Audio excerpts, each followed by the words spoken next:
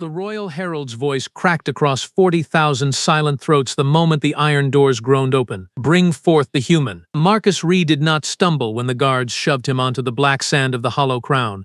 He did not raise his hands in surrender, did not search the crowd for mercy, did not do any of the things 11 decades of Velkhari conquest had trained their empire to expect from a captured species. He simply stood, rolling tension out of his shoulders, and looked up at the colossal stone amphitheater rising around him like the ribs of some long-dead god. 40,000 violet eyes stared down at him.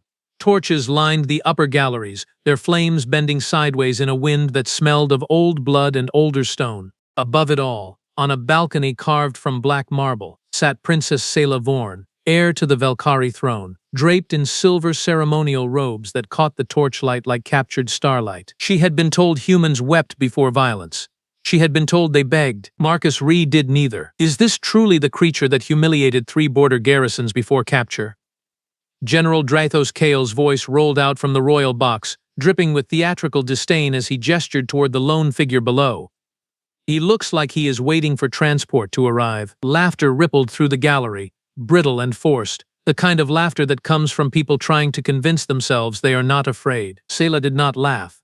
Something in the human stillness unsettled her in a way she could not yet name, a wrongness sitting just beneath the surface of the moment, like a held breath before a scream. Behold, the herald continued, voice amplified through ancient crystal resonators embedded in the arena's bones, the Empire grants this human 3 trials: beast, hunter, royal guard. Should he survive until the final horn, his life and his freedom shall be restored, as decreed by 10,000 years of unbroken tradition. No champion, alien or otherwise, had survived all 3 trials in living memory. Marcus exhaled slowly, watching his breath fog in the arena's frigid air. They had stripped him of armor, of weapons, of anything resembling the tools his captors associated with violence. They had left him only a gray prisoner's jumpsuit and a pair of boots that had crossed 1,000 miles of Earth's ruined wilderness long before they ever touched alien soil. No weapon, Marcus murmured, flexing his fingers, testing the emptiness of his hands like a man checking his pockets out of habit. Good, weapons make noise. Noise gets you killed. The nearest guard frowned, uncertain whether the prisoner had just made a joke at his own execution. The first horn sounded, low and resonant enough to rattle dust loose from stone that had stood since before the Velkhari learned to fly. The ground trembled. From the eastern gate emerged the Dravok, a 6-legged predator the size of a troop transport. Hide the color of dried arterial blood, jaw lined with 3 rows of serrated teeth engineered by evolution to tear through duraplate armor as easily as flesh. The crowd surged upright, screaming approval, because the Dravok had ended 11 championship bids in the previous cycle alone, and none of those endings had been quick. Marcus did not run. He dropped low instead, palms pressing flat against cold black sand, eyes tracking the beast's gait, the rhythm of its 6 legs, the slight favoring of its left foreleg, that no Velkhari hunter in 1,000 years had ever bothered to notice because no Velkhari hunter had ever needed patience to win. "Run, you fool!" Drathos shouted uselessly from the box, his words swallowed beneath the crowd's roar. "Even our finest warriors flee from a Dravok." The beast charged, sand erupting beneath its claws, momentum building into something that should have ended a man's life in under 3 seconds. At the final possible heartbeat, Marcus moved sideways, not away from the Dravok, but into the dead space beneath its swinging skull, the one place its momentum and mass made retaliation impossible. He drove upward into the thin, unarmored ridge between its front legs, using the creature's own forward momentum to multiply the force of the blow. The Dravok shrieked, a sound like tearing metal, stumbling in confusion at an attack pattern 10,000 years of arena tradition had never prepared it to anticipate. The crowd's roar died into stunned silence. Marcus was already circling, watching the wound, watching the way the beast favored its injured side now, watching for the half-second hesitation before each subsequent charge. "He is studying it," Sela whispered, leaning forward over the balcony rail despite herself. "He is not fighting it. He is learning it." "Luck!" Drathos snapped, though sweat had begun beading along the ridges of his brow. "Nothing more than luck." The second charge ended the same way. The third as well. Each time, Marcus read the rhythm a fraction faster, struck the same weakness a fraction harder, until the great predator that had killed 11 champions collapsed onto bloodied sand, defeated by a creature wielding nothing but patience and the willingness to be underestimated. Marcus stood over the dying beast, chest rising and falling steadily, and crouched beside its massive skull. "You did not need to die for their entertainment," he said quietly, the words swallowed by distance but visible in the slow movement of his lips. I am sorry they made us do this to each other. No champion had ever shown mercy to a defeated beast. No champion had ever spoken gentleness into the ear of something they had just killed. Sayla's hand tightened on the marble rail hard enough to ache. Whispers spread through the royal box like spreading fire. This changes nothing, Drathos insisted, though his voice had lost its earlier confidence. The second trial will finish what the first could not. The second horn rang out, sharper, more urgent. 12 Velkhari arena hunters poured from the western gate, elite veterans armored in humming personal shields, energy blades crackling blue-white in the torchlight. These were not beasts driven by instinct. These were trained killers who had spent entire lifetimes mastering the Hollow Crown's brutal art. Men who had buried 100 opponents beneath this same black sand. They spread into a hunting formation, surrounding Marcus from every angle with practiced, mechanical precision. Marcus smiled. It was a small smile, barely visible from the distant balcony, but Sayla saw it, and something cold settled into the pit of her stomach, a feeling she would later struggle to describe as anything other than the precise moment she understood the Empire had made a catastrophic miscalculation. Take him slowly, the lead hunter ordered, blade igniting with a low, hungry hum. Let the crowd savor it. Marcus did not wait for them to finish closing the circle. He moved toward a crumbling stone pillar near the arena's edge, remnant of some forgotten older structure half swallowed by black sand, and let the hunter's own confidence become the weapon that broke their formation. Two hunters collided, trying to flank him through the narrow gap between stone and shadow. He used their confusion the way a current uses a riverbed, ducking beneath a wild slash, driving his elbow into an exposed throat joint before the hunter's body had even finished falling. Impossible, Drathos breathed, rising halfway from his seat. He has no training in any of our combat forms. He is not using your forms, Sayla said softly, the realization settling over her like ice water. He is using your arena against you, your own pillars, your own shadows, your own architecture, built across 10,000 years to entertain crowds, and now turned into a hunting ground. One by one the hunters fell, not through superior strength but through a predator's understanding of space and timing the Velkhari had simply never needed to develop. Their world had no true predators left to teach such lessons. Their warriors trained against simulations with rules, against expected patterns, against opponents who fought the way the Empire expected opponents to fight. Marcus Ree had grown up somewhere the rules broke centuries ago, somewhere survival meant learning to track, to wait, to vanish into stillness until exactly the right moment arrived. By the time the second horn sounded the trial's end, 9 hunters lay broken or unconscious across bloodied sand. 3 had fled through the western gate entirely, their pride shattered beyond any repair tradition could offer. The crowd did not cheer this time. The crowd sat in a silence so complete it felt like the entire amphitheater had forgotten how to breathe. Marcus stood alone in the arena's center, blood trailing from a shallow cut along his forearm, and lifted his gaze toward the royal balcony. For one impossible moment his eyes met Princess Salavorn's across the vast stone distance separating them, and neither looked away. He no longer looked like prey. He looked like something the Velkhari Empire had never once encountered in 10,000 years of conquest, across 100 subjugated worlds. He looked like a hunter who had finally found an opponent worth all his patience. "Release the royal guard," Drathos shouted, voice cracking with poorly concealed panic. "Release everything we have left." Sayla rose from her throne so quickly her silver robes nearly tangled beneath her, a terrible understanding crystallizing in her chest. The royal guard existed for one purpose only, a purpose that had nothing to do with arena entertainment. They were the Empire's true weapon, ancient biomechanical warriors capable of leveling cities in hours. Deploying them against a single unarmed prisoner was not justice. It was a confession. "Wait," she said, though her voice drowned beneath the crowd's confused, swelling roar. "This is not within the trial's law." The western gate began its slow, grinding ascent, revealing shapes far larger and far more dangerous than anything that had come before. Sayla's breath caught in her throat as she finally understood the desperate, fatal decision her father's general had just made in front of 40,000 witnesses. Marcus turned to face the new threat, studying it with the same patient stillness he had shown the Drevok, the same calm focus he had shown 12 trained killers. But this time something shifted behind his eyes, something that almost resembled satisfaction. "Finally," he murmured, low enough that only the wind carried his words upward, toward a princess who understood, with sudden and absolute clarity, that her empire had never trapped a desperate animal inside the Hollow Crown. They had handed a predator exactly what he had been waiting for since the moment the iron doors first opened. Sayla rose fully from her throne, silver robes catching torchlight like falling stars, and screamed across the entire silent arena with everything her voice could carry. Stop! But the gate was already open, and it was already far too late.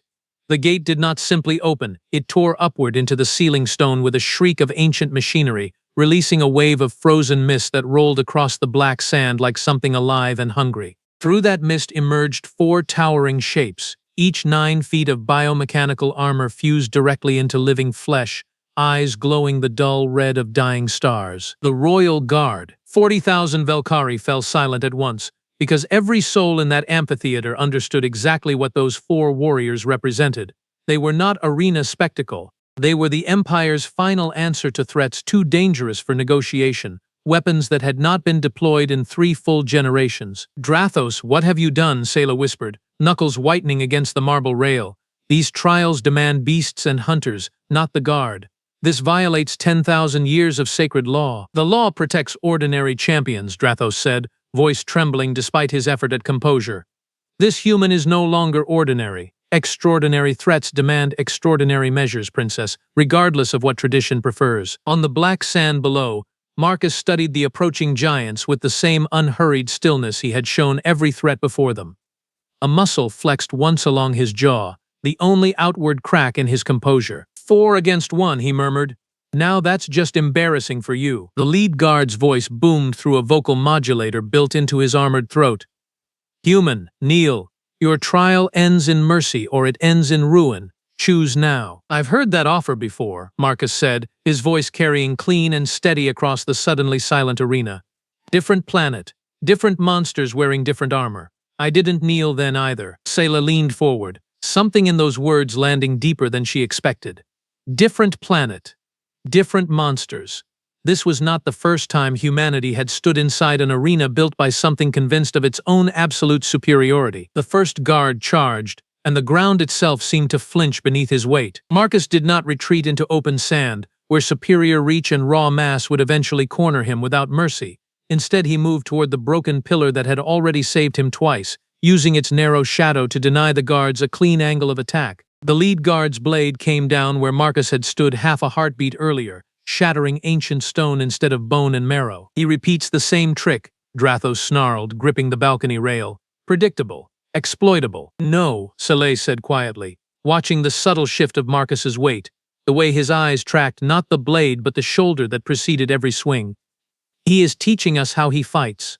Then he changes the entire lesson the instant we believe we finally understand it." She was right. When the second guard attempted the identical pillar maneuver moments later, Marcus had already abandoned the position entirely, drawing both remaining guards into open pursuit, forcing armored bodies never designed for sustained speed to burn themselves exhausted across distance. By the time a third guard finally closed the gap, his breathing had turned audible even through his armor's vocal modulator, ragged and uneven. Marcus ducked beneath a wild, fatigue-slowed swing and drove his palm upward into a narrow seam where helmet met throat, a structural weakness no champion in 10,000 years had ever bothered identifying, because no champion had ever possessed the patience to spend 4 hours simply watching before deciding the answer was worth the risk of dying to confirm it. The guard collapsed, armor sparking violently, internal systems failing in a cascade of dying light. 2 remained, then 1 as Marcus turned their own coordinated pursuit against them, letting momentum carry over extended bodies into each other near the arena's collapsed eastern wall, stone and metal crashing together in a sound like the world ending. The crowd that had sat frozen now rose to its feet, not screaming for blood this time,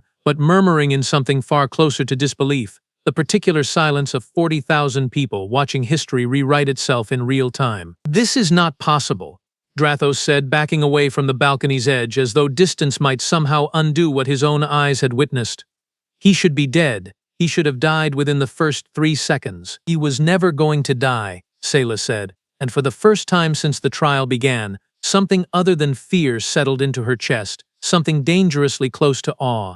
"You did not send a victim into this arena, General. You sent prey into a hunting ground designed by predators who have never once encountered something more patient than themselves." The final guard, the same one who had first demanded Marcus kneel, stood alone among the wreckage of his fallen brothers. He raised his remaining blade, energy crackling along its fractured edge, and let out a sound that was half battle roar, half desperate fury. "You cannot be human," he snarled. No human survives this. You're right, Marcus said, circling slowly despite the exhaustion now visible in his ragged breathing.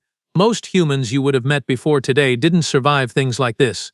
The ones who did survive stopped being most humans a very long time ago. He closed the distance without waiting for the guard to strike first, moving with a speed that surprised even Sayla, who had spent the entire trial believing she finally understood this strange creature's rhythm. The fight that followed lasted only seconds, brutal and close, a blade scraping past his shoulder near enough to draw fresh blood, his own counter landing with precision earned across every previous encounter, every silent lesson the arena had unknowingly taught him about Velkhari weakness. When it ended, the final guard knelt in the sand, weapon shattered, chest plate cracked open, defeated but breathing. Marcus stood over him and did not finish the kill. Why? The guard rasped, genuine confusion cutting through his pain.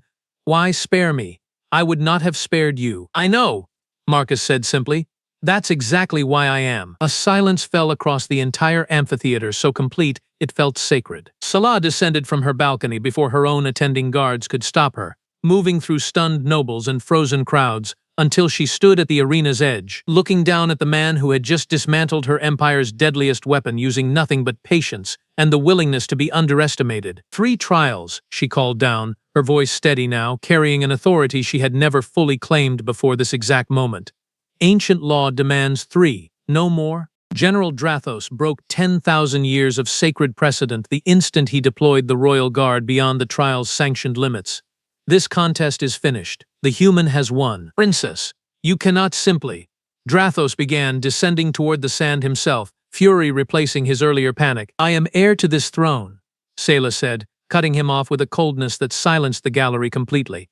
And you have humiliated our empire in front of 40,000 witnesses by cheating against an opponent you swore would never require cheating to defeat. Explain to me, General, precisely how that reflects upon Velkhari honor. Drathos opened his mouth, found no answer worth the air it would cost him, and said nothing at all. Sayla turned back toward the arena floor, toward Marcus Ree, who watched her with cautious, exhausted eyes, uncertain whether this sudden reversal meant freedom or simply a different shape of trap. Why did you not simply run? She asked, the question that had haunted her since the first horn sounded. Surrender would have meant a far quicker death. Marcus considered the question for a long moment, glancing across the unconscious guards scattered around him, the broken pillar, the blood soaked into black sand that had swallowed 11 champions before he ever arrived. Because somewhere inside this empire, he said quietly, there are other humans locked in cells exactly like the one I walked out of this morning. And everyone in that crowd needed to witness with their own eyes exactly what happens when you assume something weaker than you has stopped learning how to survive. Sayla's breath caught in her throat. There are more of you, held prisoner. Several thousand, scattered across outposts your empire claimed during the border campaigns, Marcus said. Your records describe us as primitive, emotional, harmless in royal combat. I suspect those records will require some updating after today. The crowd above had begun murmuring again, differently now, the whispers carrying not fear but something approaching reluctant respect, the particular respect that spreads through conquered peoples the moment they witness proof that their conquerors can bleed exactly like everyone else. Sayla turned to address the entire silent amphitheater, her voice ringing out with newly discovered authority that left no room for argument. Release every human prisoner held within Velkhari territory, she announced, effective immediately, by royal decree. Gasps rippled through the gallery. Drathos staggered backward, defeated by words rather than blades, which somehow felt far more humiliating than anything that had happened on the sand. Marcus watched her, something unreadable crossing his exhausted features. That's a dangerous decree for a princess to make, he said. My father is not the one who watched a single unarmed man defeat the royal guard, Sayla said. I suspect humanity was never the harmless species our records claimed.